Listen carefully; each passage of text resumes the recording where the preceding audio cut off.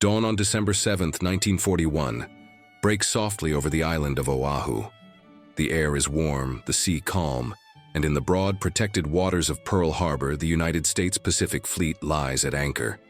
Battleships lined in neat rows, their gray hulls motionless, their decks quiet in the early Sunday stillness. For many sailors, it is a morning like any other, a chance to catch up on sleep, write a letter, shave, drink coffee, or simply watch the sun lift over the volcanic ridge. Few of them are thinking about the chain of decisions, political, economic, and strategic, that have been tightening for years across the Pacific, drawing two industrial powers toward a collision that, by this morning, has become almost inevitable. And fewer still can imagine that within minutes this harbor, this symbol of American reach and reassurance, will become the epicenter of a shock that changes the 20th century. To understand what really happened at Pearl Harbor and why, it is not enough to replay the explosions, the smoke, the screaming metal and burning oil that the world has seen in photographs. We have to widen the lens. Pearl Harbor was not an isolated bolt from the blue, nor a simple story of villainy and innocence. It was the climax of a prolonged contest over empire, resources, and prestige, and it exposed both the brilliance and the blind spots of modern warfare, the power of airstrikes, the limits of intelligence, and the deadly consequences of assumption. In the early decades of the 20th century, Japan is a nation on the rise, ambitious and restless. It has modernized at extraordinary speed, built a formidable navy, and proved its strength in wars against China and Russia. But Japan's leaders, military and civilian alike, are haunted by a structural problem. The islands lack key resources needed for industrial and military power. Oil, in particular, is a vulnerability. Japan imports most of it. As global tensions grow in the 1930s, Japan's strategic planners increasingly believe that security and status require control of territory and resources in Asia. The result is expansion into Manchuria, then deeper into China, accompanied by brutal warfare that shocks international opinion. For the United States, which has its own interests in the Pacific and long-standing ties to China, Japan's advance is alarming. It threatens the balance of power, the ideal of open trade, and, more concretely, American positions and prestige across the region. By 1940 and 1941, the relationship is deteriorating rapidly. In Europe, Germany's conquests create a sense that the world order is collapsing. In Asia, Japan aligns itself with Germany and Italy through the Tripartite Pact, signaling that it may join a broader challenge to the Western powers. Washington responds with pressure, restrictions on exports of aviation fuel and scrap metal, and then, critically, an embargo on oil. For Japan, the oil embargo is not a minor diplomatic gesture. It is existential. Japan's military machine runs on imported fuel. Without new supplies, the Navy and Air Force will grind to a halt within months.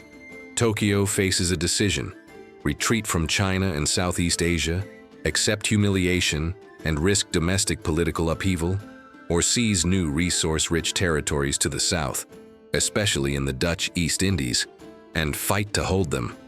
But there is a catch. Striking south toward Malaya, Singapore, the Philippines, and the oil fields of the Indies almost certainly means war with Britain and the United States. Japan's naval strategists know that if America mobilizes fully, Japan cannot win a long war of industrial production. The United States has larger shipyards, deeper reserves, greater access to raw materials. Japan's hope, if it goes to war, is to win quickly, cripple American power early, create a defensive perimeter across the Pacific, and force Washington to negotiate rather than fight across vast distances at enormous cost.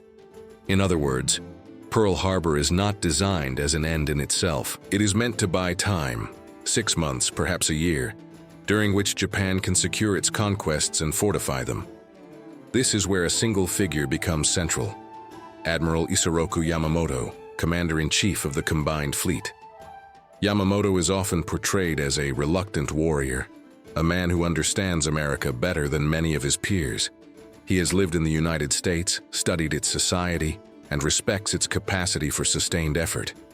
He is not naive about what war might unleash. Yet when Japan's leadership moves toward confrontation, Yamamoto believes that if war is coming, Japan must strike with decisive force at the start. He supports a plan that, on the surface, appears audacious, almost reckless. A carrier-based air attack on Pearl Harbor, thousands of miles from Japan, aimed at the heart of the U.S. Pacific Fleet. The plan is crafted with meticulous care. The Japanese Navy trains intensively for carrier operations and coordinated strikes. It develops specialized torpedoes capable of running in the shallow waters of Pearl Harbor, a technical hurdle that might have made such an attack impossible. It rehearses bombing runs, torpedo drops, navigation over open ocean, and it enforces strict radio silence as the strike force, 6 aircraft carriers and their escorts, sails from northern Japan across the North Pacific, a route chosen to avoid shipping lanes and detection. This is operational security at a level the world has rarely seen. If the Americans find the carriers before they strike, the entire gamble collapses. Surprise is everything. And what of the Americans? Here, the story becomes more complex, and it is often misunderstood. In 1941, American intelligence is not blind.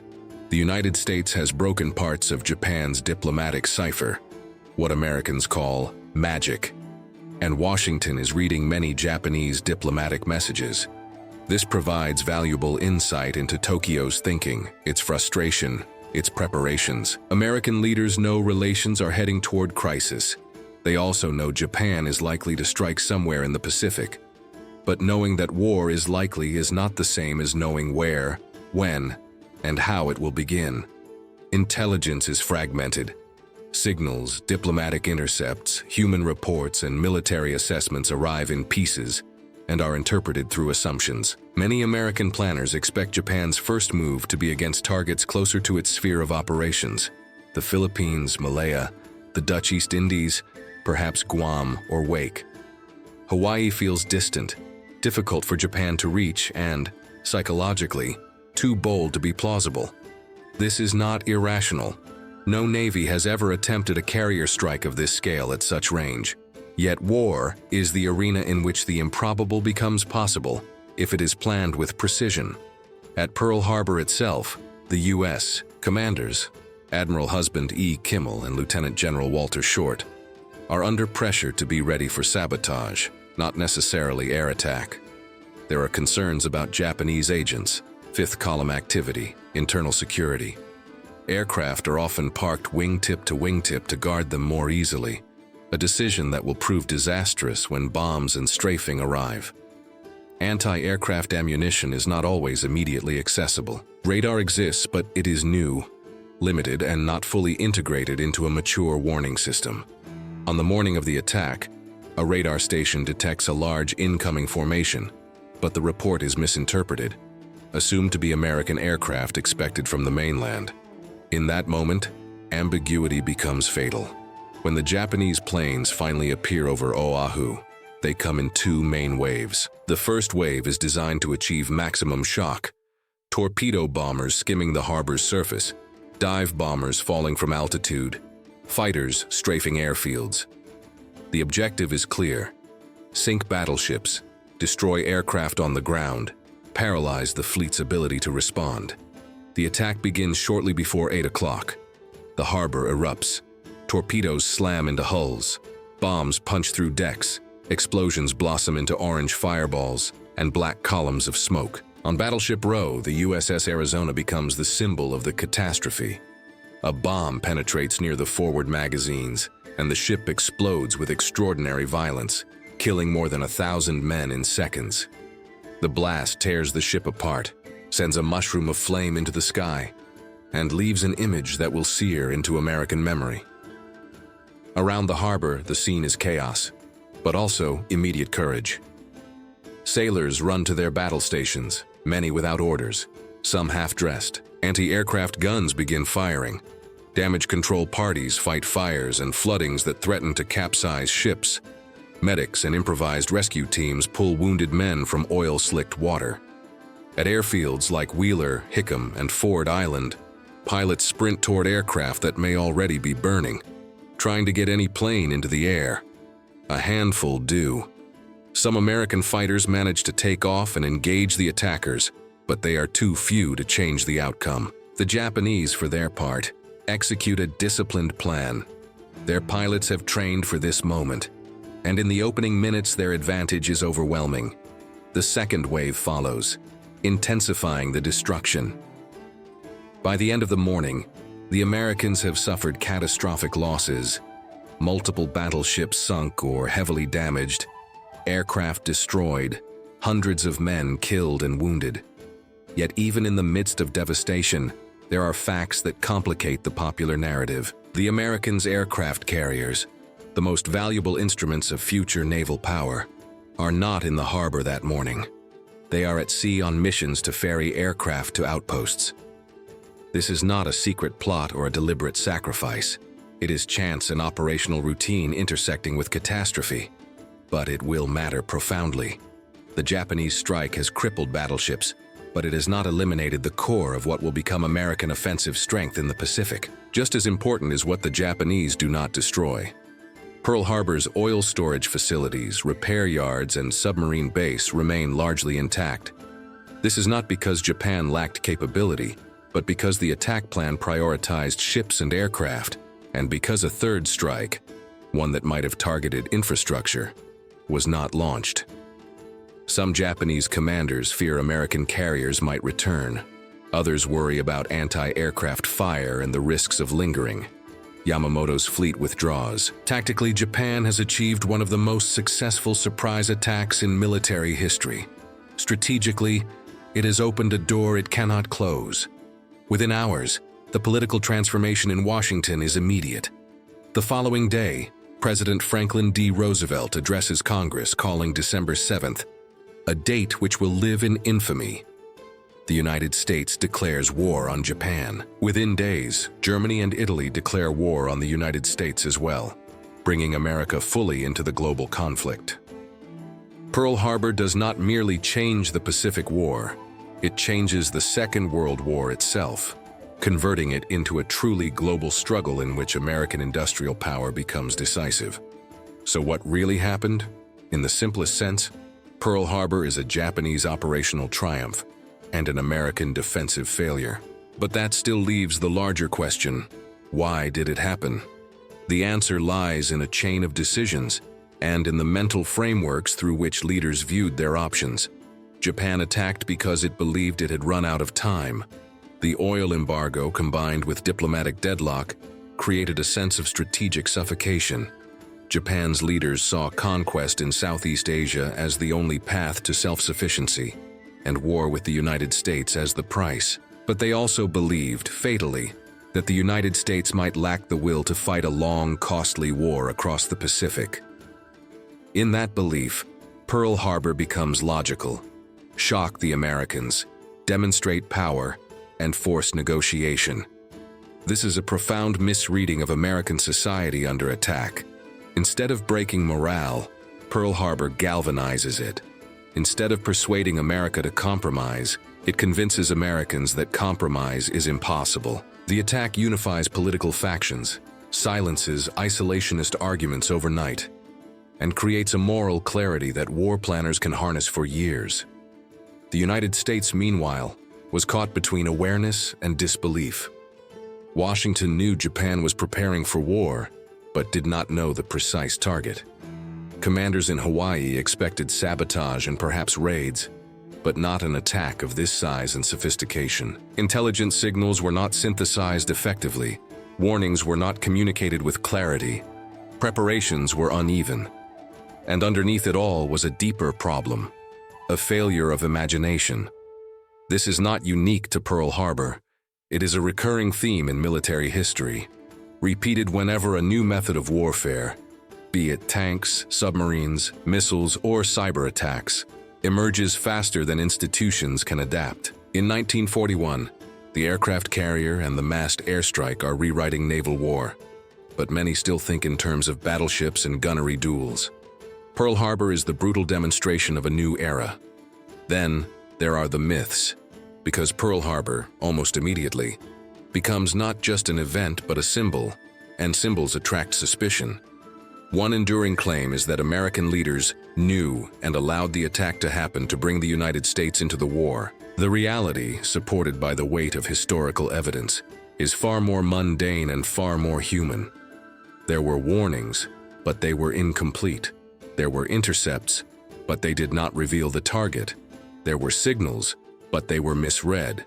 There was preparation, but it was focused on the wrong threat. And there was complacency, born of assumptions about what Japan could or would do. After the attack, multiple investigations, beginning with the Roberts Commission and followed by further congressional inquiries, examined responsibility. They found serious mistakes, failures of judgment, and breakdowns in communication. They did not uncover a deliberate plot to sacrifice the fleet. Conspiracy theories persist because they offer a neat narrative of control in a world where catastrophe can be the product of miscalculation and chance. But the truth is often more unsettling. Systems fail, institutions misjudge, and war punishes those errors without mercy. And yet, if Pearl Harbor was a disaster, it was also, in a grim and paradoxical way, an incomplete disaster. The survival of infrastructure and carriers allows the United States to recover faster than Japan anticipated. Repair crews work around the clock. Ships that seemed lost are raised, patched, returned to service. Within months, America begins to strike back. The Pacific War becomes a contest not of shock, but of endurance, of logistics, production, training, and the ability to replace losses. Japan's early victories across Southeast Asia are dramatic, and for a time the Japanese perimeter expands widely. But the strategic logic of Pearl Harbor, win quickly, force negotiation, collides with the reality of American mobilization. The war becomes exactly the long conflict Yamamoto feared. To understand the human dimension, consider what the morning meant for those caught in it. Pearl Harbor is not only battleships and strategy. It is individuals trapped below decks as compartments flood, men in the water coated in burning oil, nurses and doctors overwhelmed by casualties, officers trying to impose order in an environment where the chain of command has been physically shattered. Many acts of bravery go unrecorded, or are known only through fragments of testimony, and the trauma is not confined to the day itself. Survivors carry it for decades, families receive telegrams. The event ripples outward into the American home front, into propaganda, into recruitment posters, into a national mood of resolve and anger. It also triggers darker consequences. In the wake of Pearl Harbor, suspicion falls on Japanese Americans, especially on the West Coast. Fear and prejudice, amplified by wartime panic, contribute to the internment of more than 100,000 people of Japanese ancestry, most of them American citizens. It is one of the most significant civil liberties violations in modern U.S. history, and it reminds us that why includes not just the causes of the attack, but the chain reaction of choices made afterward. From Japan's perspective, Pearl Harbor is remembered with complicated emotions: pride in operational skill, sorrow for losses, and, in hindsight, recognition that the attack, while brilliant, did not solve Japan's underlying strategic dilemma. Japan did not destroy the American carriers. It did not cripple the repair yards. It did not knock the United States out. Instead, it awakened a sleeping giant, an industrial democracy capable of producing ships, aircraft, and trained crews at a scale Japan could not match. So, what really happened? A carefully planned Japanese strike achieved tactical surprise and inflicted severe damage, but failed to deliver strategic decision. It was enabled by American intelligence fragmentation and defensive misjudgment, and driven by Japan's desperate calculation that time, oil, and empire left no room to back down. And why did it happen? Because two powers had reached a point where their visions for Asia and the Pacific could not coexist. Japan seeking an empire secured by force, the United States and its allies seeking to preserve their own positions and a certain international order. Economic pressure tightened the noose. Diplomacy failed. Planners on both sides made critical assumptions, and the opening blow, rather than ending the conflict, ensured it would be fought to the finish. In the years that follow, Pearl Harbor becomes a warning etched into military doctrine. That surprise is possible even against a great power. That intelligence without synthesis can be useless. That technology changes faster than tradition. And that political decisions, embargoes, alliances, territorial ambitions can turn a distant harbor into the stage for global transformation. The smoke clears over Oahu, the ships settle into the mud, and the wreckage becomes a monument. But the real story of Pearl Harbor is not only the morning of December 7th. It is the long road that led there, and the even longer road that followed, toward Midway, Guadalcanal, island hopping, firebombing, and ultimately the atomic age. Pearl Harbor is the moment the Pacific War begins in full, and it is also the moment the modern world realizes with chilling clarity that distance offers no safety when a nation is willing to gamble everything on surprise.